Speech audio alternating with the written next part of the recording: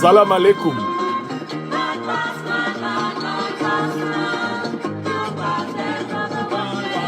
Bonjour à toutes et à tous. Je salue ma patrie africaine du Tchad, à Sarr, à Moundou. Je vous salue. À Abéché, je vous salue. À N'Djamena, je vous salue. À Bangor, dans la patrie de mon maître, Adoum Baïso, je vous salue. Soyez bénis, peuple tchadien, grand peuple africain, pays des Sao, je vous salue. Inakawana au Niger, Nangadef au Sénégal, Mboté au Congo, Mbolo au Cameroun, Jamna au Cameroun, Aleko au Cameroun.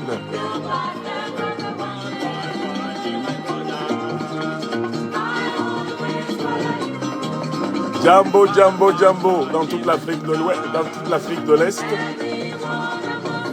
Donnez cette émission autour de vous. Les propos de Cheikh Masra au Tchad relancent le débat sur les circonstances et les responsabilités dans la mort d'Idriss Déby Itno en avril 2021. J'ai dit tout à l'heure sur ma page Facebook que je parlerai plus du Tchad cette fin de semaine. Certains ont mal compris. Quand j'écris, lisez-moi toujours attentivement, car je suis un maître de la parole orale, de la parole écrite, de la parole pensée, de la parole méditée, de la parole priée. Je n'écris rien par hasard. J'ai dit que je parlerai plus du Tchad. J'ai bien dit plus. Certains ont pensé que je ne parlerai plus. Mais je n'ai pas dit que je ne parlerai plus. J'ai dit que je parlerai plus.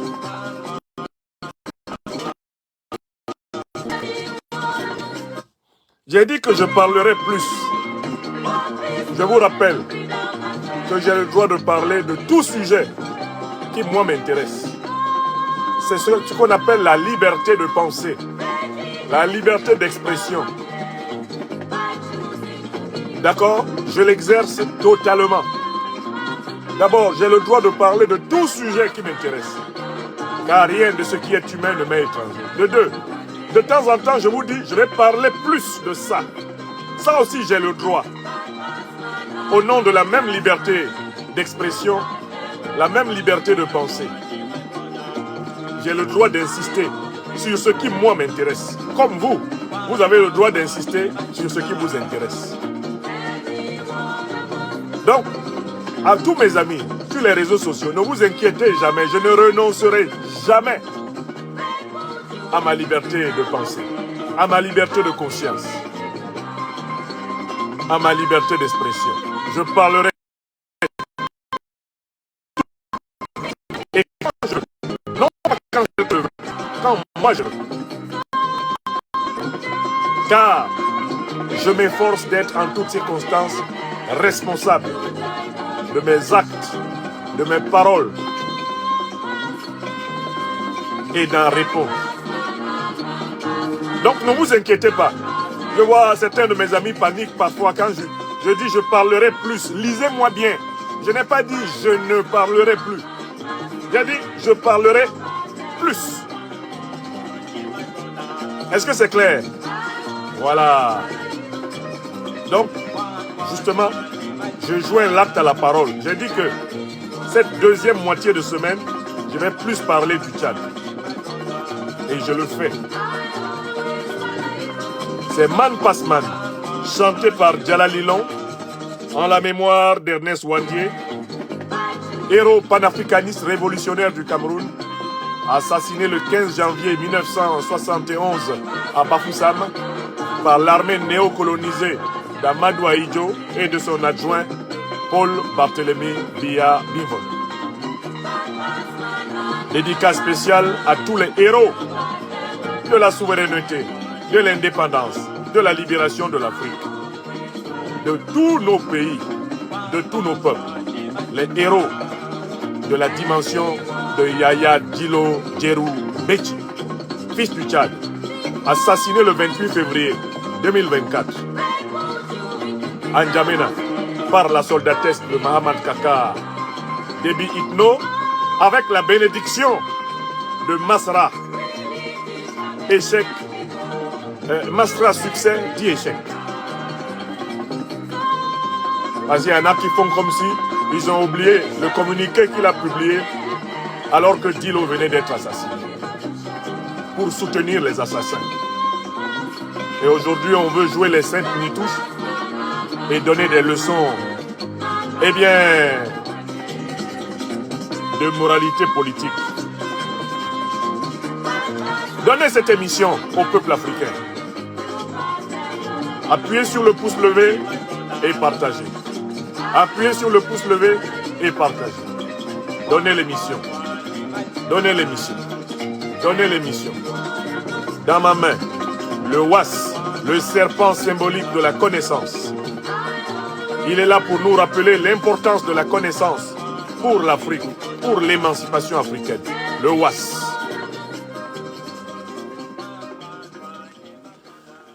Tchadiennes, Tchadiens, salam alaikum. Je vous salue du nord au sud, de l'est à l'ouest de notre belle patrie tchadienne. Je vous salue à N'Djamena, à Moundou, à Abéché, à Bongor, à Sar, toutes les villes tchadiennes qui peuvent me venir à l'esprit. Soyez salués dans le Borkou, Enedi, Tibesti. Soyez salués. Grande patrie africaine du Tchad. C'est toujours un responsable, un fils adoptif, un amoureux de la terre africaine que je parle de tout pays africain. Mais je voudrais rappeler que l'amour de la vérité nous conduit nécessairement à avoir des adversaires, des ennemis. Car la vérité n'est aimée que par des personnes qui ont choisi de développer la vertu.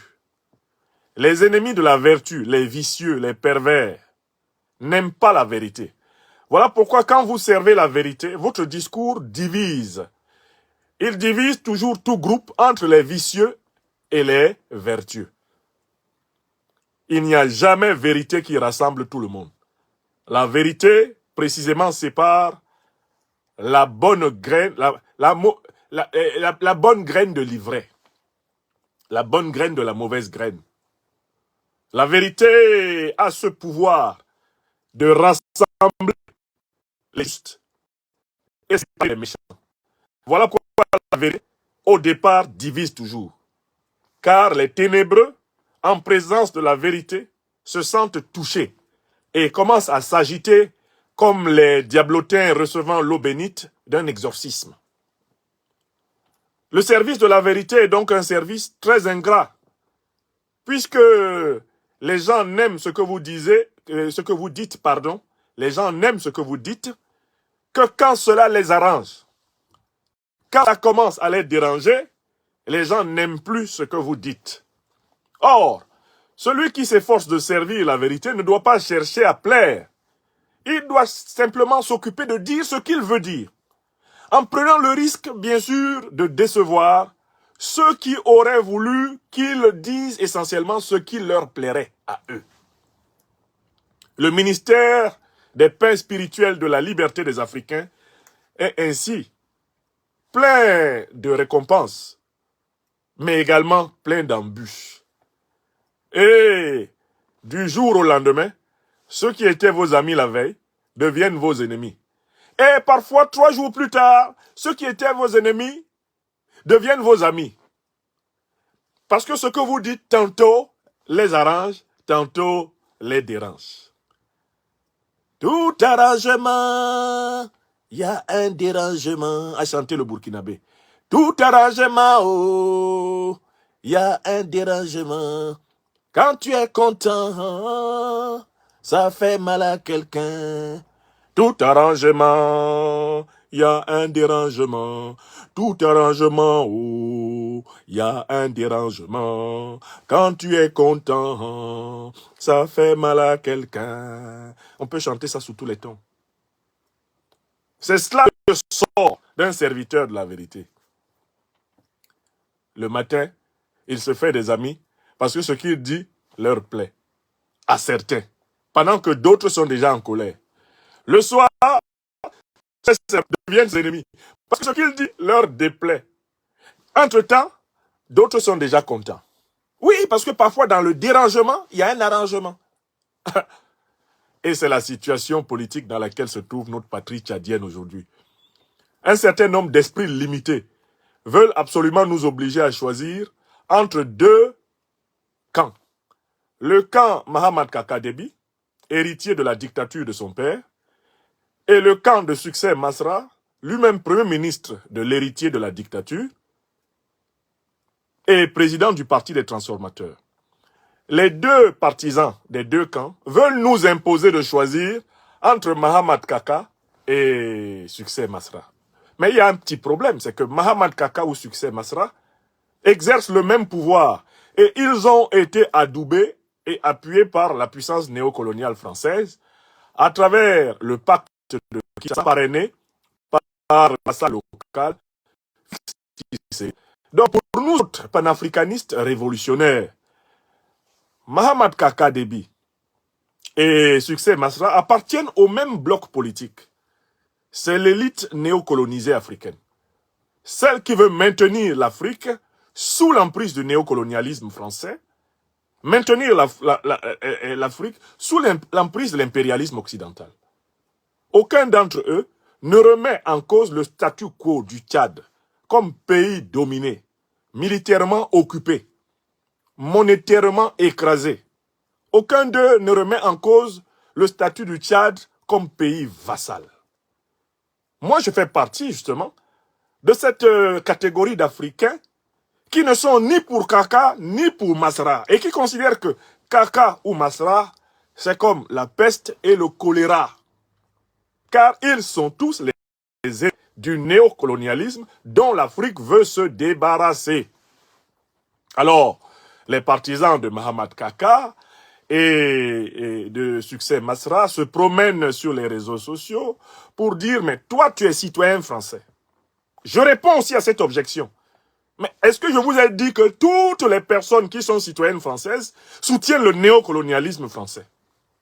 Est-ce que vous ne connaissez pas de nombreux penseurs, de nombreux hommes politiques, de nombreuses femmes politiques, français, blancs, opposés au néocolonialisme français, opposés à l'impérialisme français? N'avez-vous pas lu les travaux de Jean-Paul Sartre, agrégé de philosophie comme moi, qui a signé les préfaces des livres d'Aimé Césaire, des livres de Frantz Fanon, sur la domination en Afrique, et qui a pris fait et cause pour les peuples africains contre la domination française, la domination occidentale? Des hommes des politiques français qui sont opposés à la politique néocoloniale de la France en Afrique. Il y en a tout plein. Donc, je ne suis pas du tout gêné. Quand on me dit, mais toi tu es français, toi tu es en France, et tu combats la France. Je ne combats pas la France, je combats le néocolonialisme. Et toutes les personnes qui sont françaises ne sont pas d'accord avec la politique africaine de la France. Voilà pourquoi il ne faut pas confondre la critique du néocolonialisme français avec la haine de la France. Moi, je ne détesterai jamais un peuple. Je ne peux pas détester un peuple parce que je ne suis pas raciste. Je ne suis pas partisan des discriminations aveugles, ni même des discriminations lucides. Je suis opposé à toute forme de discrimination. Donc, je suis opposé au néocolonialisme français, je ne suis pas opposé à la France. Et il faudrait que les gens développent le sens de la... Je le dis toujours, amis, même sur les réseaux sociaux. Quand vous me voyez écrire, partez toujours du principe que ce monsieur-là, il a réfléchi avant d'écrire. Même si vous pensez que vous réfléchissez mieux que moi, essayez d'abord de comprendre ce que j'ai voulu dire. Je le disais tout à l'heure. Tout à l'heure, j'ai fait un post sur Facebook à l'adresse de mes amis.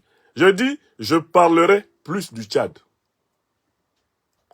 Beaucoup de mes amis ont entendu que j'aurais dit que je ne parlerai plus du Tchad. Parce que chacun vient en essayant de voir ce que lui, il veut voir. Mais faisons toujours l'effort de regarder les choses comme elles sont. Toujours les faits. Le docteur des preuves est quelqu'un qui incite le peuple africain à développer le sens des faits. Qu'est-ce que le monsieur a vraiment dit? Quelles sont les différentes significations possibles de ses propos? Quel est le contexte de ses propos? Appliquez-le à ce que je dis. Appliquez-le à tout le monde. Appliquez-le à vous-même pour mieux vous comprendre. Parce que c'est important qu'on construise des habitudes de vérité. Donc, que ce soit clair, je ne soutiens ni Mahamat Kaka Déby, ni Succès Masra d'ailleurs que j'ai appelé échec parce que il fut un temps où je le soutenais. Les gens ont oublié. Les gens ont oublié mon apport à la sensibilisation. Quand Masra incarnait la résistance tchadienne, les gens ont oublié toutes les conférences que j'ai consacrées à le défendre. Les conférences que j'ai consacrées à le conseiller. Les gens ont oublié. Vous voyez, les gens ont les derniers partisans de Masra sont d'une méchanceté qui fait craindre que ces gens-là exercent le pouvoir au Tchad. La méchanceté de Kaka Déby et de ses partisans est déjà connue. Mais celle de Masra et de ses partisans, elle est effrayante. Parce qu'ils sont caractérisés par une mauvaise foi, c'est pas possible. Ils ont oublié ce que j'ai fait pour eux. Quand, il y a 2 ans, il y a 3 ans, je donnais des conférences pour soutenir Succès Masra et les défendre. Ils ont oublié. Or, ces conférences sont disponibles. Quand vous alliez sur ma chaîne YouTube, vous remontez. Vous prenez ma chaîne Facebook, vous remontez. Vous trouverez le moment où ceux de ces rares partisans, les derniers partisans de Masra, qui croient encore en son mensonge, font semblant d'oublier qu'il fut un temps où tout ce que je disais était pain béni pour eux. Mais c'était pain béni pourquoi? Parce que Masra s'était positionné comme leader de la résistance du Tchad. Il fut un temps où Masra présentait les armées françaises comme des sans domicile fixe en Afrique. Des sans domicile fixe. Ce sont ces mots. D'accord? Quand il était dans une démarche de libération et d'émancipation totale du Tchad, nous l'avons soutenu. Je l'ai soutenu. Les gens pensent qu'il a un problème personnel. Je n'ai aucun problème personnel avec le jeune frère Succès Masra. Je le connais personnellement. Il n'y a jamais eu... Je tiens à le dire. Je n'ai pas non plus de problème personnel avec Mahamat Kaka Déby. J'ai fait juste savoir que je n'ai pas aimé la manière dont il a éliminé notre frère Yaya Dilo Djeroumbéchi. Personnellement, j'ai été blessé par l'assassinat de Yaya Dilo Djeroumbéchi. S'il y a quelque chose sur quoi j'en veux, à titre, c'est-à-dire que je l'ai vécu personnellement dans ma propre chair, c'est l'assassinat de Yaya Dilo. Parce que Yaya Dilo, j'avais commencé à le connaître, à comprendre et à connaître son engagement à la tête du Parti Socialiste Sans Frontières. S'il y a un sujet sur lequel je suis très subjectif au Tchad, c'est pourquoi le 28 février 2024, pourquoi Mahamat Kaka Déby a assassiné Yaya Dilo. Et je me souviendrai toujours que Masra, qui était aux États-Unis, a pondu dans la foulée. Il a immédiatement pondu un communiqué pour soutenir les forces armées de Kaka qui venaient d'assassiner Masra, d'assassiner Yaya Dilo, pardon. Je n'oublierai jamais que dès que Yaya a été assassiné, Masra a pondu un premier communiqué pour soutenir les forces armées. C'est-à-dire soutenir l'assassinat de Dilo. Et par la suite, parce qu'il croit être le plus malin et le plus intelligent de tous, il a pondu un communiqué de compassion adressé à la famille de Dilo. Il l'a fait après. Et c'est en même temps, cette duplicité, cette hypocrisie dont mon jeune frère Masra veut se faire le champion, cela m'est insupportable. D'abord humainement. C'est-à-dire que c'est, honnêtement, en effet, c'est quelqu'un que je ne peux même pas prendre dans mes amis, à titre personnel. Parce que je n'aime pas les hypocrites. Mes amis à moi, là, ceux avec qui je marche, nous nous disons la vérité. Ils me disent la vérité, je leur dis la vérité. Je ne marche pas avec les hypocrites. Personne ne peut dire qu'il est personnellement mon ami et qu'il est un hypocrite, parce que je n'en suis pas un. Donc, je parle vraiment à cœur ouvert là, ce matin, devant mon peuple, ma patrie africaine du Tchad. Je ne soutiens ni Mahamat, ni Masra, parce que je considère qu'ils ont un défaut commun. Ils sont là pour maintenir la mainmise du néocolonialisme français et de l'impérialisme occidental sur le Tchad. Et on n'a pas besoin, pour critiquer cela, de ne pas être français. Je ne suis pas le seul Français à critiquer le néocolonialisme français. Je ne suis même pas le seul intellectuel français.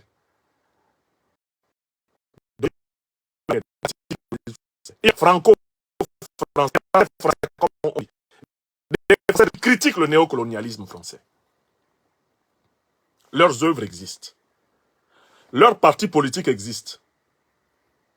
Leurs déclarations, tout à fait comparables aux miennes, existent. Si, par exemple, je vais chercher toutes les déclarations à l'Assemblée nationale du député André Chassaigne, je vais chercher les déclarations du député Jean-Paul Lecoq, vous trouverez tellement d'hommes et de femmes politiques français blancs qui critiquent le néocolonialisme français en Afrique et qui sont allés encore plus loin dans leurs propos que moi. Donc, il n'y a aucune contradiction à être citoyen français et à critiquer la politique africaine de la France. Au contraire, la Constitution de la République française de 1958, elle garantit le respect de la liberté de pensée, d'expression et d'opinion. L'une des raisons pour lesquelles je porte plainte, je me défends en France contre les persécutions du régime Macron, c'est que la Constitution n'autorise pas M. Macron à m'imposer dans ma vie privée des opinions politiques.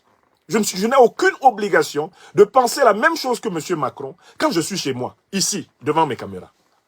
Je suis libre de m'exprimer et la seule chose qu'on peut m'opposer, c'est de me convoquer au tribunal pour dire là, il y a eu diffamation, là, il y a eu, je ne sais pas, calomnie, là, il y a eu ceci ou cela. Ça se passe au tribunal. Je n'ai aucune espèce d'obligation de me taire parce que je n'ai pas la même opinion que le gouvernement. Et cela est protégé par la Constitution de la République française. J'insiste beaucoup là-dessus parce que c'est devenu le petit thème refuge de Masra et certains d'ailleurs autour de Kaka. Le panafricanisme, justement, ça veut dire pan-africanisme. La défense de la dignité des hommes et des femmes africains sur tous les continents. Pan, en grec, signifie la totalité. Le panafricanisme est une idéologie qui a émergé au cœur des diasporas africaines, en Amérique du Nord. Puis, cette idéologie a émigré en métropole européenne avant de descendre en Afrique. C'est-à-dire même que les penseurs du panafricanisme étaient de nationalité non africaine. Ils étaient américains. Ils étaient européens, mais d'origine africaine. Et ils se sont connectés, reconnectés au continent pour participer à son émancipation. C'est comme ça que l'idéologie est née. Donc, dans l'idée même de panafricanisme, il y a l'idée que l'Afrique doit être un continent politique dans le monde entier. Il n'y a pas de panafricanisme sans diaspora africaine. Et il faudrait que les gens apprennent cela. J'entends un certain nombre d'abrutis qui disent « Ah, quand tu es panafricaniste, tu dois rentrer vivre en Afrique. » Que veut dire rentrer vivre en Afrique? Qu'est-ce que ça signifie? Et moi, je suis plus influent en Afrique que vous qui êtes en Afrique. C'est vrai ou c'est faux? Tous ceux qui me font cette critique-là, il n'y en a pas un seul qui soit plus influent en Afrique que moi. Vous avez donc la preuve que quelqu'un peut ne pas vivre en permanence en Afrique et avoir plus d'influence en Afrique que vous. Donc, la vie, dans ses nécessités, nous invite parfois à exercer notre influence à partir d'une position historique qui n'est pas identique avec notre position géographique. C'est tout. Un autre dit, ah, va essayer de devenir président au Cameroun. En quoi c'est votre problème? Qui vous a dit que moi, je dois être président pour réussir ma vie? Est-ce qu'on est obligé d'être président d'un pays africain là pour réussir sa vie? Quand vous-même, vous voyez même les difficultés dans lesquelles les présidents là se trouvent. Est-ce que c'est même bon de se lever le matin en pensant qu'on doit être président d'un pays africain? Est-ce que ça là même c'est une idée saine? Est-ce que c'est même pas être maso? Est-ce qu'il n'y a pas une espèce de masochisme à vouloir être président même d'un pays?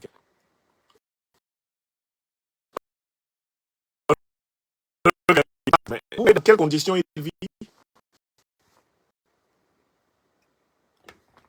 Oui, dans quelles conditions Mahamat vit? Dans quelle difficulté il est? Il a les Français, la classe politique, le pouvoir français et le pouvoir américain qui sont sur sa tête. Il a la concurrence avec son premier ministre à côté. Il a tous ces milliers de généraux de l'armée tchadienne qui chacun le guette. Vous pensez que c'est joli d'être président même du Tchad là? Il faut être un peu maso pour penser que c'est bon même d'être président en Afrique. Regardez un type comme Biya au Cameroun. 60 ans à l'intérieur de l'État. Il a accumulé irrationnellement des biens pour lui et sa famille. Mais ça va donner quoi? Puisqu'il va mourir, au minimum de vieillesse, il va mourir. Qu'est-ce que ça va donner? Quand il ne sera plus là avec sa ruse, son cynisme pour préserver un clan dans sa famille au Cameroun. Mais si vous voulez savoir ce que son clan et sa famille vont devenir au Cameroun, regardez ce que le clan et la famille Ahidjo, le prédécesseur de Biya pendant 22 ans, qu'est-ce qu'ils sont devenus au Cameroun, les Ahidjo? Rien du tout. Personne ne parle d'eux. Quand on parle d'une famille politique, on ne parle pas des Ahidjo. Pourtant, certains d'entre eux ont essayé de faire des petites carrières. Terminé. Donc, pourquoi vous pensez que être président est la finalité de toute personne qui s'engage en politique? Ce n'est pas nécessaire. Il y a des conditions dans lesquelles il ne faut pas chercher à être président. Il y a des conditions dans lesquelles il ne faut pas chercher à être président. Il vaut mieux ne pas être président. Quand on sait qu'on va nuire à son peuple, quand on sait qu'on va servir à enfoncer des millions d'êtres humains dans une misère encore plus accrue, quand on sait qu'on va être vraiment beaucoup plus nuisible qu'utile, quand on sait qu'on n'a pas les moyens de changer réellement la situation d'un peuple, mais il ne faut pas accepter d'être président. Il faut refuser. C'est ça la sagesse. Avant de vouloir être président, il faut te demander si tu es en capacité de provoquer les changements qualitatifs, amélioratifs de la vie de tes concitoyens. Si tu n'es pas en capacité, pourquoi tu veux être président? Tu peux être utile autrement. Bon. Dans cette première partie de mon intervention, je voulais un peu répondre à tout ce petit bavardage qui circule sur les réseaux sociaux. Oh, tu es en France, tu parles d'Afrique. Qu'est-ce que vous en savez? Le panafricanisme. Pan, dans le mot panafricanisme, signifie le monde entier. Il s'agit d'une prise de conscience des Africains du monde entier. Il ne s'agit pas que tous les Africains du monde entier rentrent en Afrique, mais que les Africains du monde entier participent sur la souveraineté africaine, afin que les Africains dans le monde entier ne soient plus piétinés sur des bases raciales, coloniales, néocoloniales ou impérialistes. Vous avez compris? C'est ça le panafricanisme.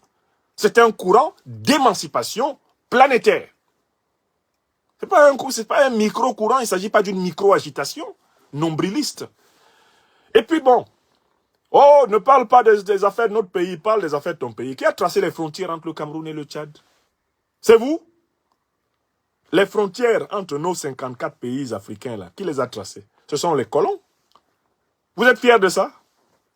Ça prouve justement que vous êtes anti-panafricaniste, vous êtes anti-révolutionnaire, vous êtes anti-africain. Car celui qui pense en africain ne discrimine pas les Africains.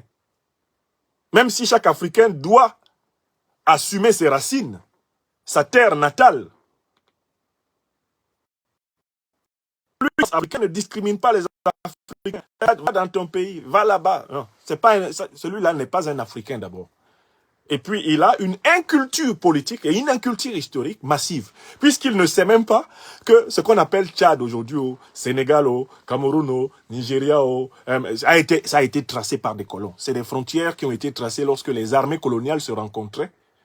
Elles traçaient les frontières. Quand elles ne se faisaient pas la guerre pour que l'une grignote un peu plus de terrain. Alors, leurs militaires faisaient une carte et ils traçaient la frontière. Voilà comment vous avez la frontière avec le Soudan, la frontière avec Centrafrique. Ce sont des tracés arbitraires qui ont été décidés par d'autres que nous. Alors, je ne veux pas dire qu'il ne faille pas considérer ces frontières. Non, il faut les dépasser. Il faut réorganiser l'Afrique en transcendant les frontières. Mais on ne peut pas transcender les frontières sans en tenir compte. On en tient compte et on les dépasse pour construire autre chose. Oui. Donc, voilà un peu mon propos introductif. Maintenant, je vais au centre de mon propos, puisque j'ai dit que je parlerai plus du Tchad. Parce qu'il y a trop de grincements dedans. Peut-être parce que je ne parle pas assez du Tchad. J'ai remarqué que mes ennemis, que ce soit du camp Masra ou du camp Kaka, ils souhaiteraient que je ne parle pas du Tchad, sauf contre le camp d'en face. Or, moi, je veux parler du Tchad au-delà. Au-delà de Kaka et Masra qui ne représentent pas l'avenir du Tchad. Kaka et Masra représentent, ce sont des dealers de l'Afrique.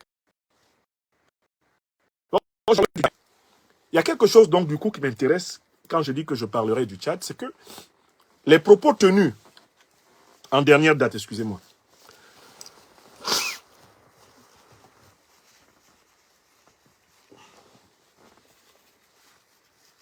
les propos tenus en dernière date, pendant la campagne, par le candidat Premier ministre de Mahamat Kaka Déby, succès Masra dit échec Masra, pour lancer le débat sur les circonstances de la mort de M. Idriss Déby Itno en avril 2021 au Tchad. Je voudrais donner mon analyse scrupuleuse et rigoureuse de ces propos. Et c'est l'objet principal de cette émission qui a commencé il y a maintenant 30 minutes. Il y a 30 minutes. Alors, comment nous allons procéder pour cette analyse? Et pourquoi d'ailleurs j'analyse ces propos? Parce que savoir dans quelles circonstances Idriss Déby a été tué est quelque chose d'essentiel pour la libération du Tchad. On a jusqu'ici une théorie principale qui a été énoncée officiellement par le pouvoir france-africain du Tchad. C'est que l'ancien autocrate du Tchad, Idriss Déby Itno, a été tué lors des combats contre la rébellion tchadienne en avril 2021. Ça, c'est la thèse officielle. Mais il y a plusieurs thèses officieuses qui ont circulé. Et tout le monde les connaît. Citons ces thèses officieuses. Parmi les thèses officieuses, il y a l'idée que il faut se demander à qui a profité la mort d'Idriss Déby. Parce que si vous savez à qui profite un crime, vous pouvez déjà savoir qui est le criminel. Donc, il y a la thèse qui circule dans l'opinion tchadienne, dans l'opinion africaine et même dans l'opinion internationale, que ce serait son propre fils, celui qui exerce maintenant le pouvoir d'État, Mahamat Kaka Déby, qui aurait éliminé son père pour prendre le pouvoir. Dans le livre de Mahamat Kaka Déby, que j'ai toujours ici, pas très loin, je l'ai pas très loin, lui-même évoque à un moment donné que entre son père et lui, les relations étaient tendues parce que son père, poussé par un certain nombre de rivaux, l'avait lui-même accusé de coup d'État, de tentative de coup d'État. Dans le livre de Mahamat Kaka Déby, il y a l'évocation d'une période de crise entre lui et son père, quand il était à la tête d'une mission de l'armée. Son père l'aurait accusé de vouloir le qu'a fait cela devant que ce série.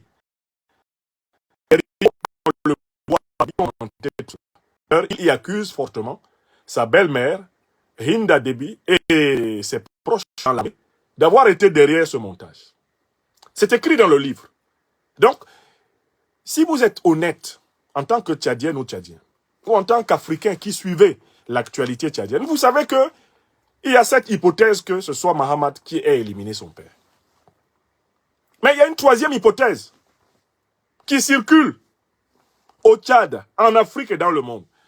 C'est qu'on avait observé que l'autocrate Idriss Déby, dans les dernières années de son pouvoir, avait commencé à prendre des distances par rapport à sa tutelle française. Si, d'un côté, il reconnaissait qu'il devait le pouvoir à la France, Idriss Déby, dans les dernières années de sa vie, et à l'occasion de plusieurs conférences, de plusieurs colloques, de plusieurs prises de parole publiques, s'était permis de critiquer la France.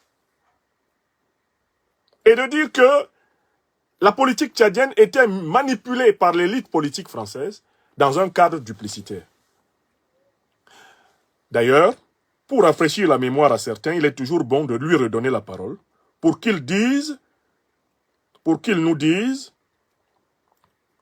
lui-même les accusations qu'il a formulées en son temps contre le régime français. Je donne la parole à Idriss Déby. J'aurais souhaité moi-même, en 2002, m'arrêter, comme j'avais promis en son temps, au second mandat. Oui. C'est-à-dire en 2006, je devrais céder, en fait, disons, il y a 10 ans, au suivant.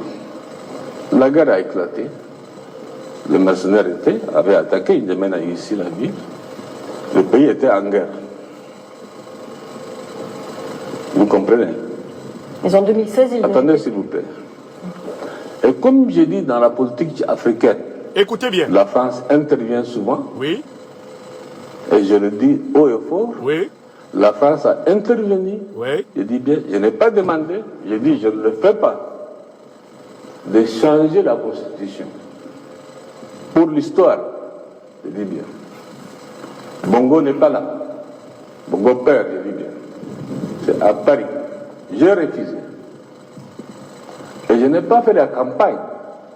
Qu'est-ce que vous voulez dire? C'est la France qui vous a poussé à continuer? C'est toujours la France qui fait, et c'est toujours la France qui critique, et c'est toujours la France qui est derrière. Mais en 2016, la France n'était pas derrière votre Écoutez-moi d'abord, s'il vous plaît. C'est Paris qui vous a poussé à Laissez-moi continuer? finir. Laissez-moi finir. Quand, comment on appelle, ils appellent le constitutionnaliste qui est venu ici, Charles je ne Debache. connais même pas son nom. Je ne connais même pas son nom. Charles Debache. J'ai refusé, j'ai dit je ne change pas. Ils ont passé par leur arcane, puisque l'Afrique, pour la France, il n'y a rien de, qu'on appelle de caché. C'est entre ses mains. Passé par les uns et les autres, ils ont changé la Constitution. Ce n'est pas Déby qui a changé la Constitution. Ce que vous dites clairement, c'est que c'est Paris qui vous a forcé la main pour rester au pouvoir. J'ai dit que en tant que soldat, j'ai donné ma parole d'honneur en son temps de quitter le pouvoir en 2006. Il y a deux choses qui ont intervenu. La guerre, évidemment. La deuxième, c'est la France. Okay. Qui vous a dit de continuer. Bien sûr. Et maintenant, aujourd'hui, ce sont ceux-là même qui ont changé la Constitution qui me critiquent. Ok. Donc, en fait, par exemple, dans cette interview sur RFI et France 24, on voit Idriss Déby accuser la France d'être derrière la déstabilisation de son régime. Oui ou non? De là, l'opinion tchadienne, l'opinion africaine et l'opinion internationale ont tiré qu'il était possible qu'Idriss Déby ait été éliminé par ses tuteurs néocolonialistes français. D'où la deuxième hypothèse sur les conditions de la mort d'Idriss Déby. Et enfin, il y a une troisième et dernière hypothèse qui circule dans l'opinion. Et Succès Masra ne peut pas faire semblant de ne pas le savoir.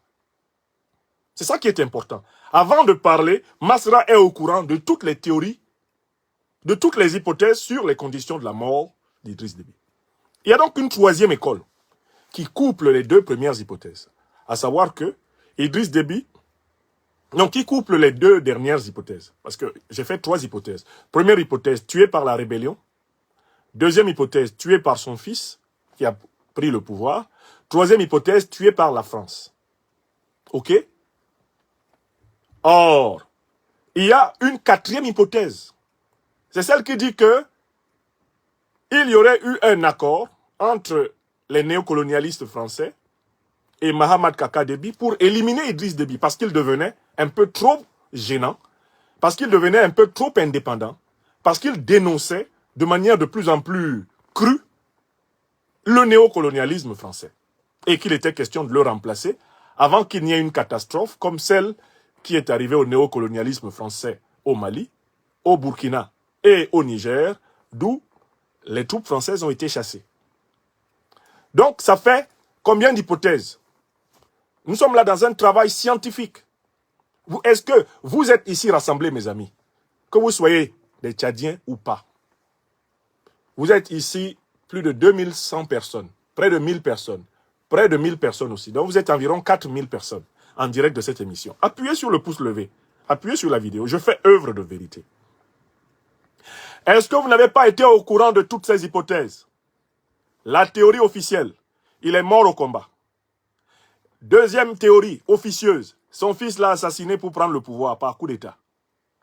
Troisième théorie, c'est plutôt les néocolonialistes français qui l'ont assassiné parce qu'il prenait son indépendance par rapport à eux et qu'il devenait gênant. Vous n'êtes pas au courant? Quatrième hypothèse, c'est plutôt un accord entre les néocolonialistes français et Mahamat Kaka qui s'est traduit par l'élimination de l'homme. Vous êtes au courant au moins de ces 4 théories. 4 théories sur l'assassinat, n'est-ce pas? Si vous n'êtes pas au courant de cela, ça veut dire que vous ne suivez pas l'actualité politique africaine, encore moins l'actualité politique tchadienne. Moi, j'ai des documents qui attestent des 4 théories. Et je vous dis, le dernier livre de Mahamat Kaka même parle de cette théorie. Le dernier livre de Mahamat Kaka Déby, lui-même, évoque cela. Il était à portée de main ici, je l'ai déplacé, son livre. Le livre de Mahamat Kaka. Sinon, je vous aurais relu les extraits dans lesquels il dit que son propre père le soupçonnait de vouloir faire un coup d'État et que ça l'avait profondément blessé. D'accord? Donc, ok. Je voulais d'abord que tout le monde constate que les principales théories sur l'assassinat de Idriss Déby Itno circulent au Tchad. Elles circulent en Afrique, elles circulent dans le monde. Mort au combat. Théorie officielle. Assassiné par son fils. Première théorie officieuse. Assassiné par la France. Troisième théorie officieuse. Assassiné dans le cadre d'un accord entre la France, entendez par là l'élite néocoloniale française, et son nouveau vassal, Mahamat Kaka Déby. Quatrième théorie. Vous possédez les 4 théories, oui ou non? Donc écrivez ici, sous la vidéo, écrivons ensemble. Nous sommes tous au courant des 4 théories existantes sur l'assassinat d'Idriss Déby Itno. Je voudrais me rassurer que je ne suis pas seul. Vraiment, chacun de vous, dites, nous sommes au courant des 4 théories. Nous sommes au courant. Peu importe d'ailleurs celle pour laquelle vous penchez, mais vous êtes au courant, n'est-ce pas? À partir du moment où vous êtes au courant de ces 4 théories, dites-moi, est-ce que Masra succès, en pleine campagne, soi-disant pour l'élection présidentielle au Tchad, est-ce que Masra est ignorant de cette théorie? Si vous savez ça, que quand on parle d'assassinat d'un père au Tchad, d'assassinat d'un homme politique au Tchad, c'est d'Idriss Déby qu'on parle. Est-ce que vous pensez que Masra succès n'est pas au courant des 4 théories? 1. Il serait mort à la guerre. 2. Il serait mort assassiné par son fils. 3. Il serait mort assassiné par les néocolons français. 4. Il serait mort dans le cadre d'une combine entre les néocolons français et son propre fils, Mahamat Kaka. Est-ce que Masra est au courant? Vous devez répondre.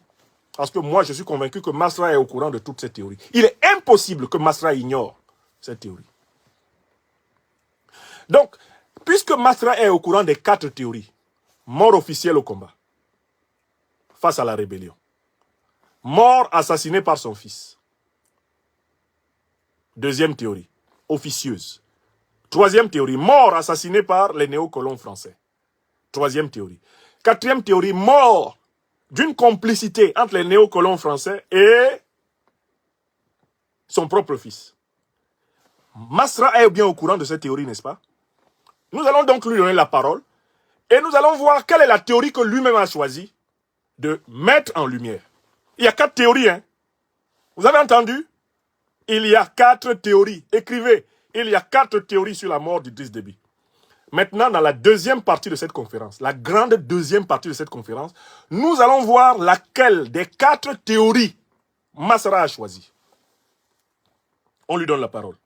Monsieur Masra, vous êtes donc en campagne pour l'élection présidentielle pour battre votre patron le 6 mai prochain. Et vous avez décidé de parler de la mort. Maintenant, on va essayer de savoir parmi les 4 théories sur la mort d'Idriss Déby Itno, laquelle vous avez choisi. On va vous donner la parole pour que les Tchadiennes et les Tchadiens comprennent bien, que les Africaines et les Africains comprennent bien laquelle des 4 théories vous avez choisi. Parce qu'on va s'entendre ici. Cette conférence, elle est faite pour que les gens s'entendent sur les faits. Bon, monsieur Masra, vous avez la parole. Je prends un extrait du discours de monsieur Masra. Je ne vais pas écouter tout son discours. Ça ne sert à rien. Les propos qu'il a tenus sont des phrases qui commencent par une lettre majuscule et finissent par un point. À partir de là, ces propos sont une totalité. Mais Vox Africa a fait une sélection qui permet de voir comment il a construit son raisonnement avant d'arriver à la phrase. Donc, quelque part, en choisissant la version de Vox Africa, je donne une chance à M. Masra de montrer le contexte dans lequel il a choisi l'une des 4 théories. Je dis bien, il n'y a que 4 théories sur la mort de Déby. Quelle est la théorie qui a été choisie par Masra? On va lui donner la parole. Monsieur Masra, vous avez la parole. Certains parmi eux sont très fatigués. Ils sont très fatigués. Ils ont eu un mandat. Ils ont eu 2 mandats. Ils ont eu 3 mandats. 4 mandats, 5 mandats, 6 mandats. Certains parmi vous ici sont nés pendant qu'ils dirigeaient, ont grandi, ont eu leur majorité, sont en train de tendre vers 40 ans. Résultat des courses, les centaines de villages ici n'ont ni eau, ni électricité, ni médicaments, et nous allons changer ça ensemble pour qu'ils voient eux-mêmes. Voyez-vous, mais comme nous sommes bienveillants, on n'a pas besoin de tuer un père pour faire mieux que son père. Vous avez compris? Hein? Monsieur, on n'a pas bien compris. Recommencez. Certains parmi eux sont très fatigués. Ils sont très fatigués. Ils ont eu un mandat. Ils ont eu 2 mandats. Ils ont eu 3 mandats. 4 mandats, 5 mandats, 6 mandats. Certains parmi vous ici sont nés pendant qu'ils dirigeaient, ont grandi, ont eu leur majorité, sont en train de tendre vers 40 ans. Résultat des courses, les centaines de villages ici n'ont ni eau, ni électricité, ni médicaments, et nous allons changer ça ensemble pour qu'ils voient eux-mêmes. Voyez-vous, mais comme nous sommes bienveillants, on n'a pas besoin de tuer un père pour faire mieux que son père. Vous avez compris? Une 3e fois, j'ai pas compris. Masra, pardon.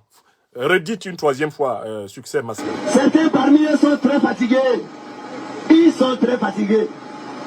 Ils ont eu un mandat. Ouais. Ils ont eu 2 mandats. Ouais. Ils ont eu 3 mandats. Ouais. 4 mandats, Ouais. 5 mandats, 6 mandats. Uh-huh.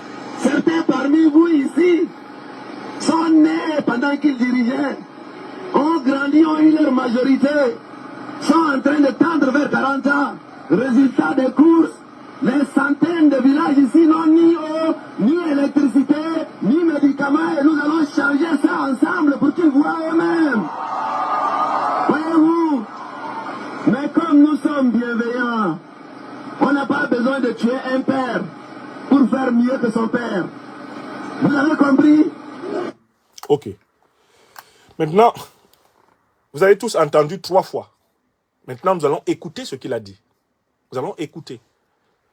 Le contexte du discours de Succès Masra, c'est la campagne pour l'élection présidentielle. Est-ce qu'on est tous d'accord qu'on est ici dans un contexte de campagne? Or, quand on est en campagne pour l'élection présidentielle, on choisit des propos qui soient de nature à montrer que les adversaires sont moins crédibles que soi-même. Donc, en campagne, on attaque l'adversaire. On est tous d'accord avec ça? La campagne présidentielle étant une compétition dans laquelle on doit rivaliser. Celui qui parle pour être élu doit montrer que les autres méritent moins d'être élus. Ça, c'est le premier point. On est d'accord jusqu'ici, on continue. À quel camp Masra s'adresse-t-il dans la critique à propos de l'échec du régime? Quel est le camp qui est critiqué par Masra? Est-ce que Masra critique les transformateurs, son propre parti? Ou est-ce que Masra est en train de critiquer tout le système MPS, légué par Idriss Déby Itno, et dont l'héritier est Mahamat Kaka Déby Itno? Deuxième point, incontestablement, les propos de Masra sont adressés et ils visent le camp du MPS, le camp du parti de l'actuel président de la transition, eh bien, Idriss Déby Itno, Mahamat. On passe à un troisième niveau. Que reproche Masra à Idriss Déby Itno, père, et à son fils? Qu'est-ce qu'il leur reproche? Réponse très claire, il leur reproche d'avoir été incapable de développer le Tchad. Et il dit que le régime multidécennaire de Déby n'a pas été capable d'électrifier, de faire les adductions d'eau, bref, d'améliorer le quotidien de la vie des Tchadiens, au nord, au sud, à l'est, à l'ouest, comme au centre du pays. Oui ou non? Jusque-là, c'est clair, n'est-ce pas? Maintenant, il lâche la bombe. On n'a pas besoin de tuer un père pour faire mieux que son père. On n'a pas besoin de tuer un père pour faire mieux que son père. D'abord, je voudrais ici dénoncer les diablotins, derniers partisans de Masra, qui se sont promenés sur les réseaux sociaux pour écrire le mot père de la manière suivante. P-A-I-R. C'est-à-dire qu'ils se sont réunis là-bas dans leur petit QG, après la bombe lâchée par leur leader, ils ont décidé de prendre des Tchadiens pour des Kengematoy, quoi. De prendre les Africains pour des Mougou, des Tombou Faptale. Ils se promènent actuellement sur les réseaux sociaux et disent que quand il a dit on n'a pas besoin de tuer un père, père dont il parlait là, ça s'écrit avec P-A-I-R. Refaites la phrase avec père. Le père, P-A-I-R, c'est-à-dire ton semblable. Hein? Celui qui est du même niveau social que toi, celui qui a la même condition que toi. Hein? Tous les hommes sont pères, au sens de P-A-I-R, P-A-I-R, P-A-I-R-S, la parité. Ces menteurs, les derniers masraïstes perdus, se promènent actuellement sur certains réseaux sociaux pour dire que leur leader parlait du père aussi, au sens de P-A-I-R. Est-ce que ça, c'est bien ça? Est-ce que cette manière de faire la politique, est-ce que cette manière de faire la politique augure de quelque chose de bon pour un pays? Quand des gens mentent aussi vachement, aussi bêtement. Et en fait, ils prennent les Tchadiens pour des cerveaux troués, quoi. Hein? Donc, Masra parlait non pas du père, c'est-à-dire celui qui assume la paternité, mais il parlait du père, au sens de la parité. Heureusement qu'on a tous, peut-être quand même, suffisamment été à l'école pour se rendre compte qu'il n'avait pas besoin d'utiliser la notion de parité alors qu'il était en train de critiquer le système MPS. Dans le système MPS, il y a un père et il y a un fils. Oui ou non? Il y a un père au sens de la paternité. Le père du MPS, c'est qui? Idriss Déby, décédé et enterré à Amdjaras en 2021. Oui ou non? C'est lui le père du MPS. Qui est maintenant le fils héritier du MPS? Mais tout le monde sait que c'est Mahamat Kaka.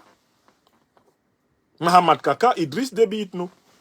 Donc, je commence d'abord par dénoncer la mauvaise foi, la petitesse, l'étroitesse d'esprit de ceux des partisans de M. Masra qui se promènent sur les réseaux sociaux pour tenter de modifier le contenu orthographique de la phrase.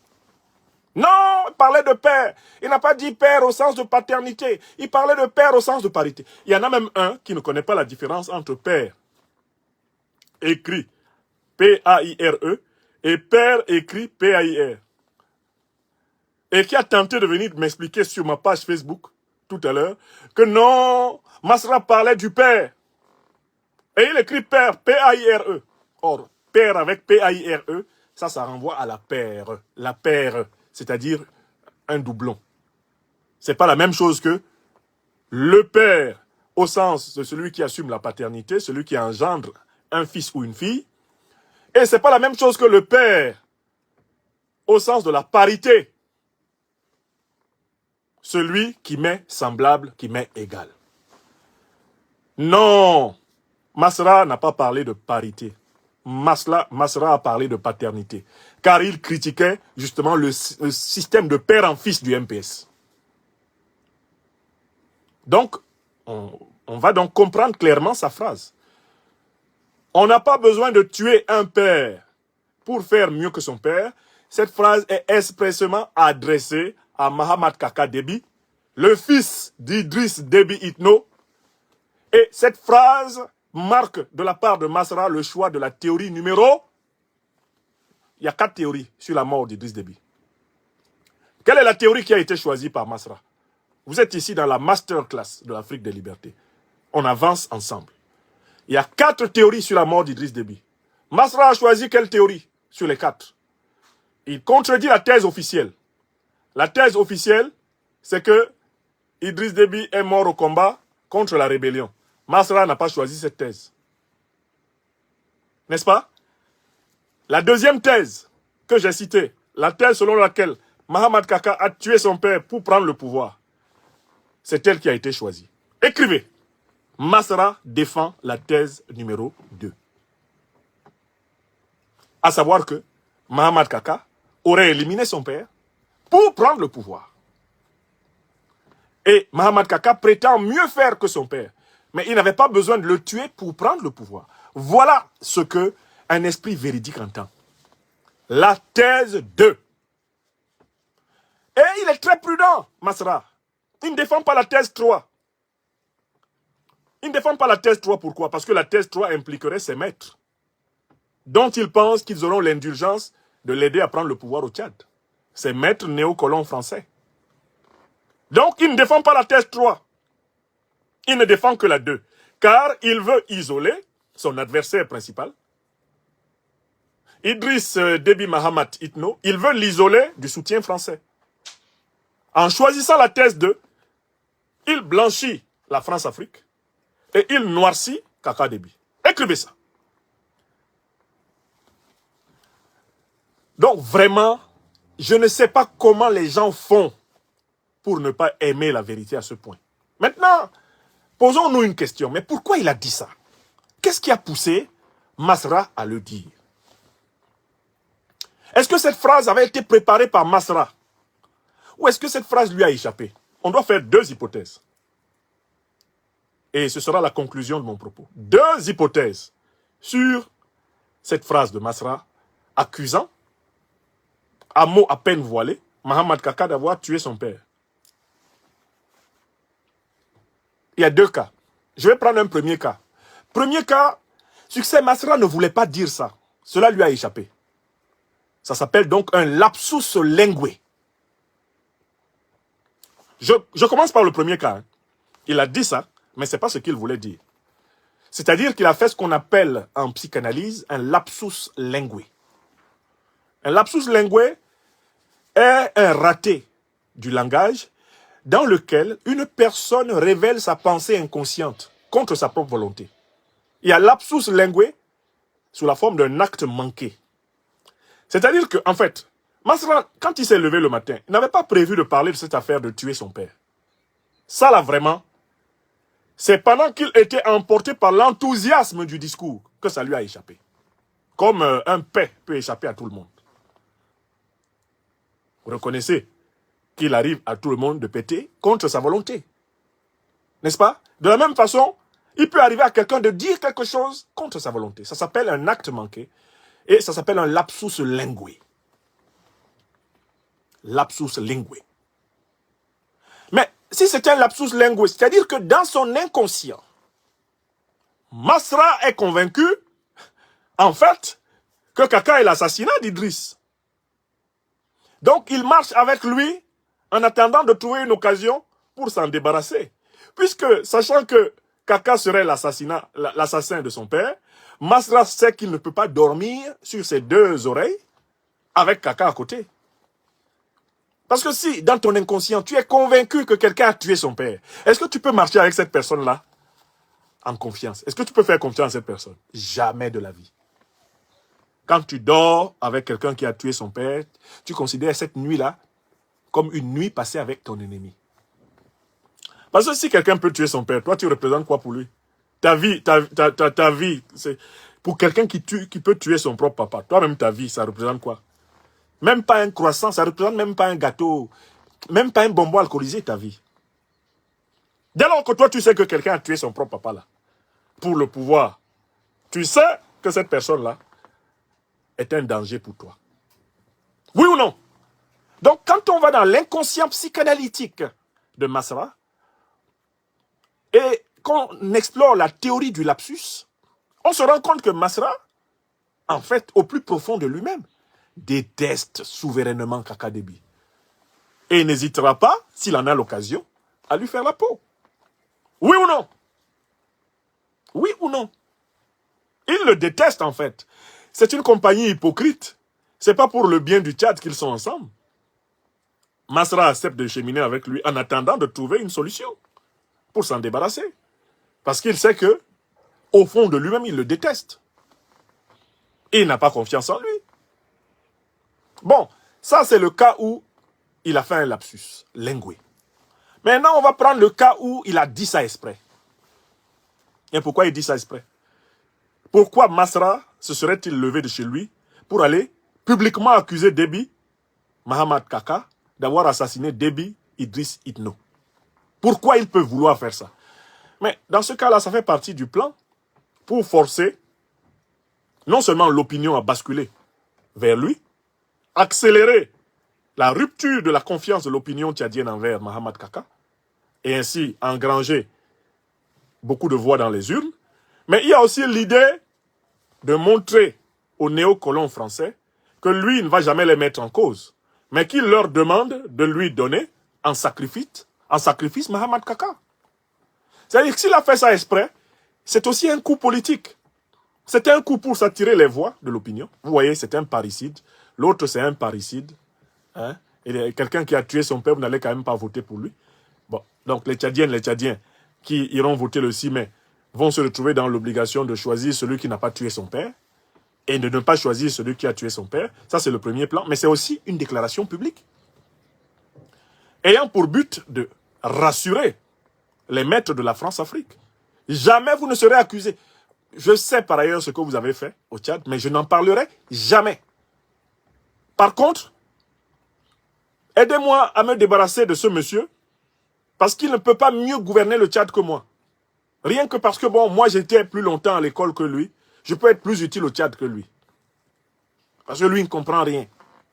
C'est pour ça qu'il est dans la querelle de « j'ai eu mon bac, voilà, monsieur tel, mon professeur de philosophie et de littérature ». Vous voyez, c'est un monsieur qui souffre d'un complexe d'infériorité intellectuelle. Vous ne pouvez pas lui confier la néocolonie tchadienne. Confier la néocolonie à quelqu'un quand même qui a bien fait l'école francophone.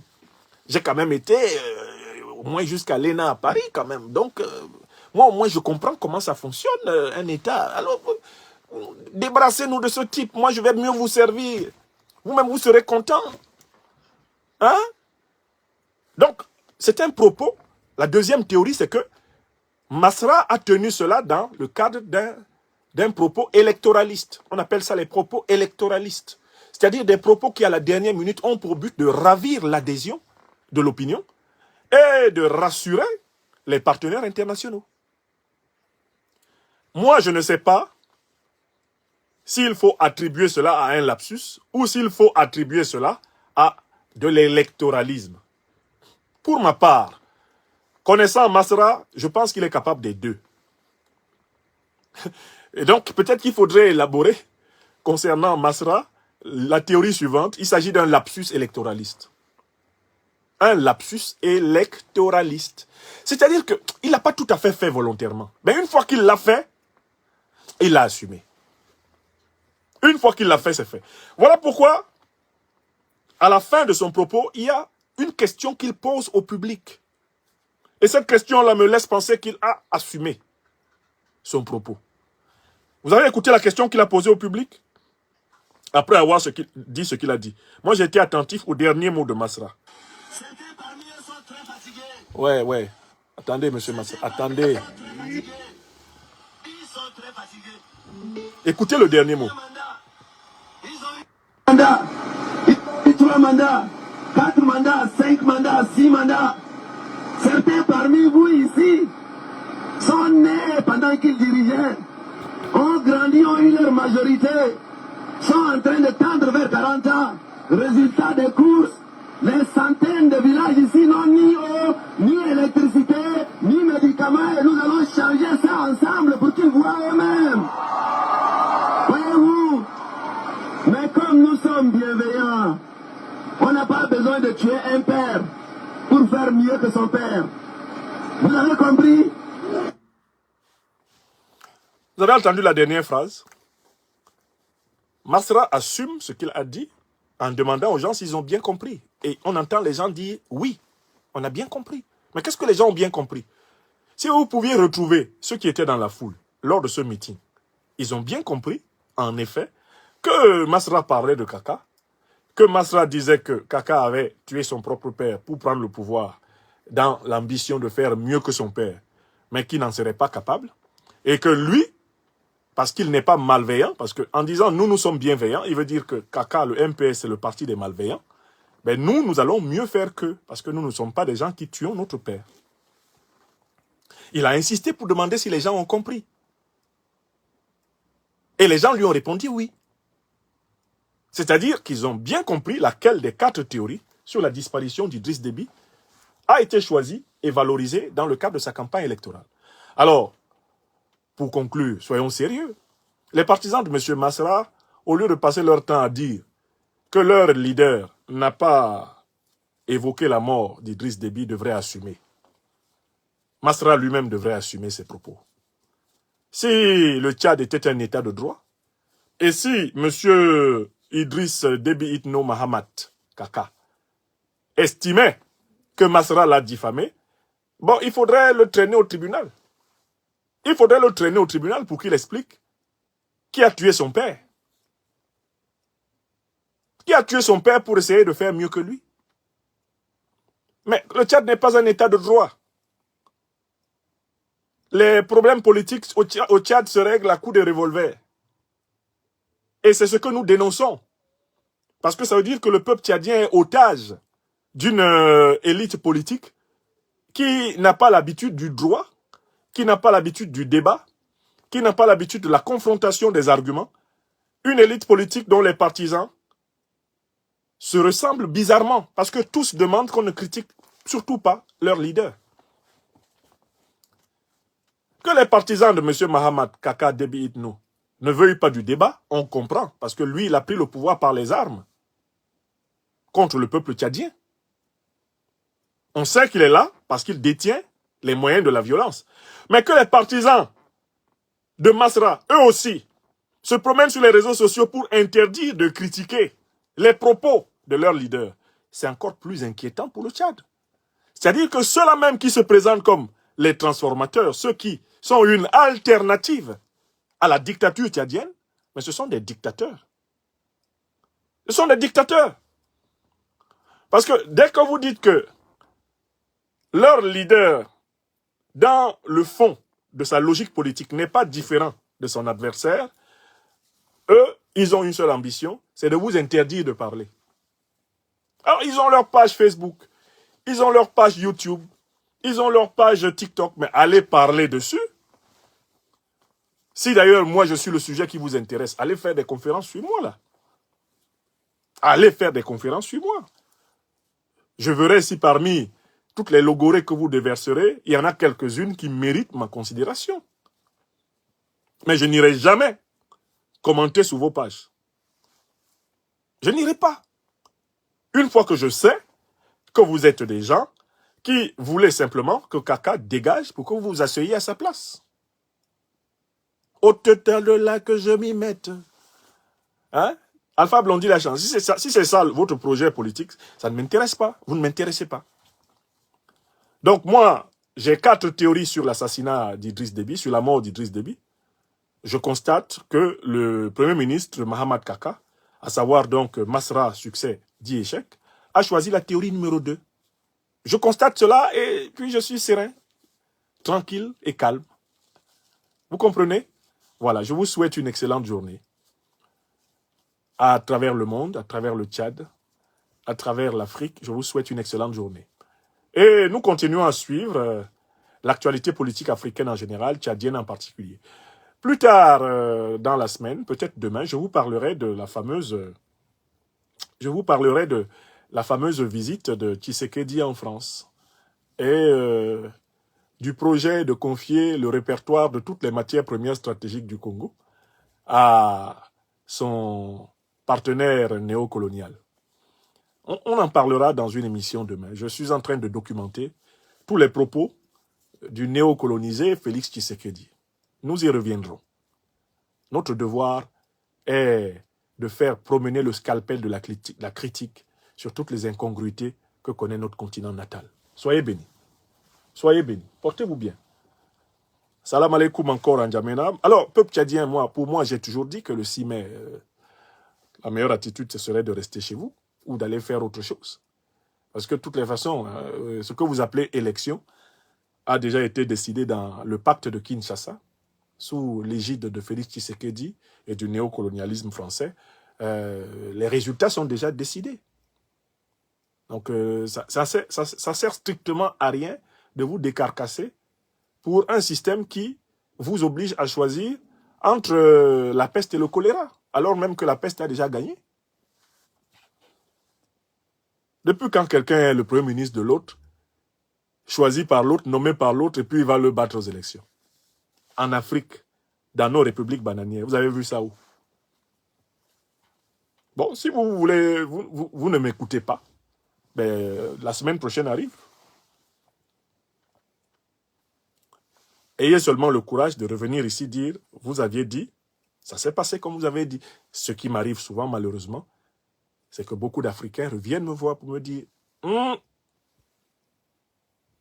serviteur des pains spirituels, la liberté, tout se passe comme prévu. Les travaux, les opérations se poursuivent. Voilà. Portez-vous bien. Portez-vous très bien. Je vous souhaite vraiment une where can I get a cab? une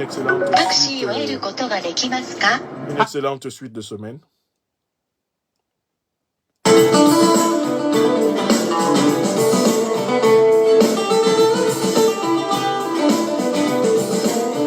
Balthazar Maoumina, Julie Panap, Aya Sidibé,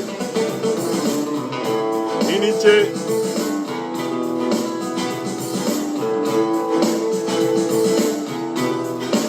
voilà, mes frères togolais me demandent déjà de parler du Togo, alors qu'ils n'ont même pas parlé une seule fois du Cameroun cette semaine. Ousmane Zamou,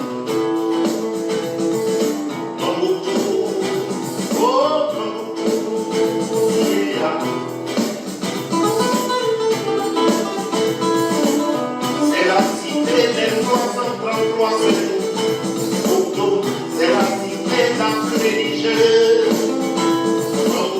C'est la cité d'Afrique mystérieuse.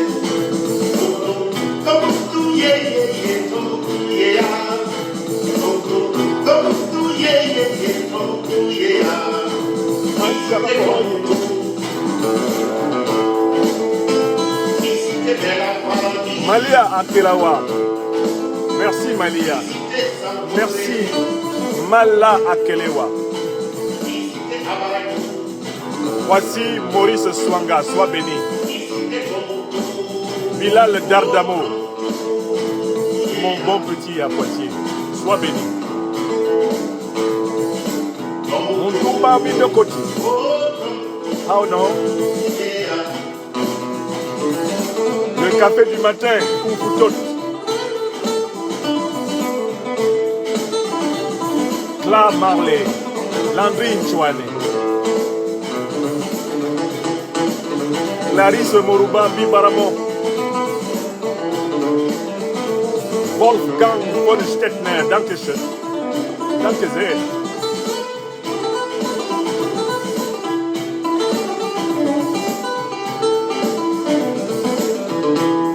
Soutien total à notre peuple au Tchad. Béni soit le peuple tchadien. Que la révolution panafricaniste tchadienne fasse émerger des hommes et des femmes qui serviront authentiquement le peuple tchadien. Loin du néocolonialisme, loin de l'impérialisme. Soutien total aux Tchadiennes et aux Tchadiens qui s'organisent pour des lendemains meilleurs dans notre patrie de Tchad. C'est la cité des 60 emplois. C'est la cité la plus riche. Gloire et honneur au grand mathématicien Ibni. Gloire et honneur à Yaya Dilo Djeroubeki. Gloire et honneur à mon maître Adoum Baïse. Mes Tchadiens bien-aimés, qu'ils soient bénis, là-haut, dans les cieux, dans les chemins infinis de la vie, les grandes Tchadiennes et les grands Tchadiens qui sont tombés pour la vérité et la justice. Qu'ils soient bénis, les filles et fils du Tchad qui aiment authentiquement ce qui est vrai, ce qui est juste et ce qui est solidaire. Seigneur, et vous, nos ancêtres, aidez-nous à les aider.